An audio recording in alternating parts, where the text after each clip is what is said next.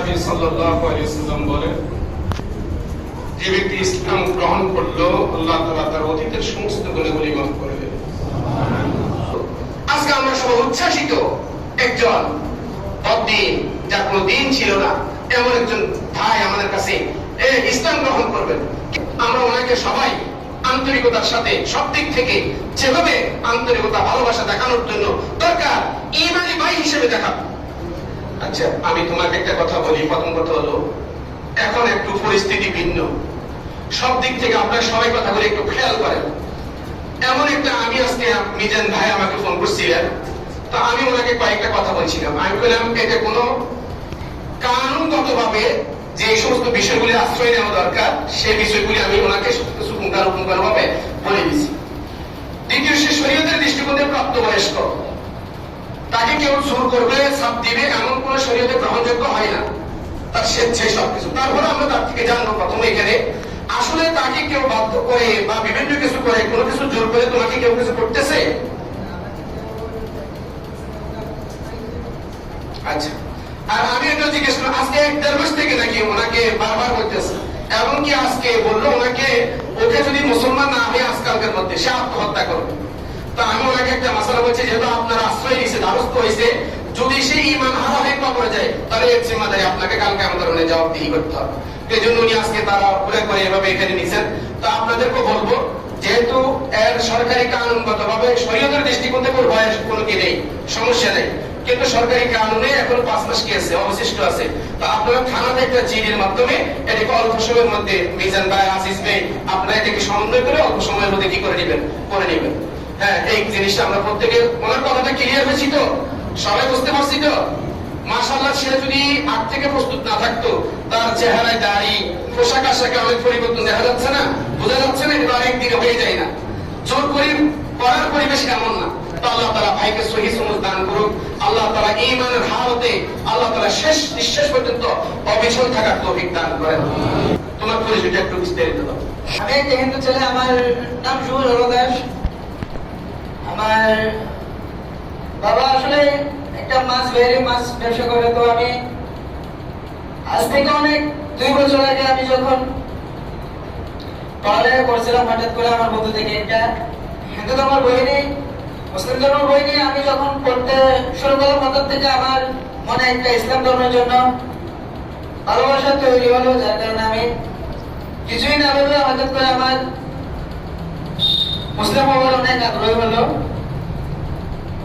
তো এখানে আমাকে কেউ কখনো জোর করে নাই, আর আমি আমার নিজের স্বেচ্ছায় মুসলিম ধর্ম গ্রহণ করতেছি। আর আমাদের বাড়ি সন্ধ্যা চৌরাস্তায়।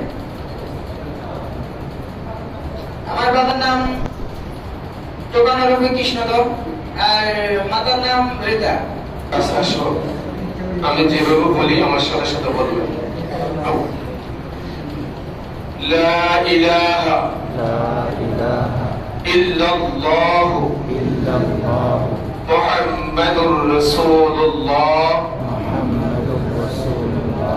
লা ইলাহা ইল্লাল্লাহু মুহাম্মাদুর রাসূলুল্লাহ। আল্লাহ তাআলা ব্যতীত আর কোনো মাবুদ নেই। হযরত মুহাম্মদ মুস্তাফা সাল্লাল্লাহু আলাইহি ওয়াসাল্লাম আল্লাহ তাআলার রাসূল। আশহাদু আন লা ইলাহা ইল্লাল্লাহু ওয়া আশহাদু আন্না মুহাম্মাদান আবদুহু ওয়া রাসূলুহু। أشهد أن لا إله إلا الله وحده لا شريك له وأشهد أن محمدا عبده ورسوله। আমি সাক্ষী দিতেছি যে আল্লাহ তাআলা ব্যতীত আর কোনো মাবুদ নাই। আমি আরো সাক্ষী দিতেছি যে আমি আরো সাক্ষী দিতেছি যে হযরত মুহাম্মদ মুস্তাফা হযরত মুহাম্মদ মুস্তাফা সাল্লাল্লাহু আলাইহি ওয়াসাল্লাম সাল্লাল্লাহু আলাইহি ওয়াসাল্লাম আল্লাহ তাআলার রাসূল। আল্লাহ তাআলার রাসূল। আলহামদুলিল্লাহ। তাই আমাদের সাথে এখন কালেমায়ে তয়্যিবা কালেমায়ে শাহাদাত পড়ে ঈমানের স্বাদ গ্রহণ করছে। আল্লাহ তাআলা ভাইয়ের গুনাহ এমনিতে আমরা দোয়া করলেও মাফ করে দিয়েছে, দোয়া না করলেও আল্লাহ তাআলা কি করে দিয়েছে? মাফ করে দিয়েছে। কালেমার বন্ধন এমন এক বন্ধন, আল্লাহ তাআলা অতীতের সমস্ত কুফর শিরককে কি করে দেয়? মাফ করে দেয়। ওনার জীবনে আর কোনো গুনাহ নেই। এজন্য তোমাকে বলবো সমস্ত কবিরা গুনাহ থেকে বেঁচে থাকার চেষ্টা করবে, ওলামায়ে কেরামের সাথে সম্পর্ক রাখবা এবং পাঁচ ওয়াক্ত নামাজের ইহতিমাম করবে। যেখানে থাকো পাঁচ ওয়াক্ত নামাজটা পড়বে। একদিনে তো সবকিছু জানা হবে না, শিখা হবে না, আস্তে আস্তে শিখার জন্য চেষ্টা করবে ইনশাআল্লাহ। ঠিক আছে? জি, এখন ভাইয়ের জন্য একটা নাম, ঠিক আছে? তাই ভাইয়ের নাম মোহাম্মদ ইব্রাহিম।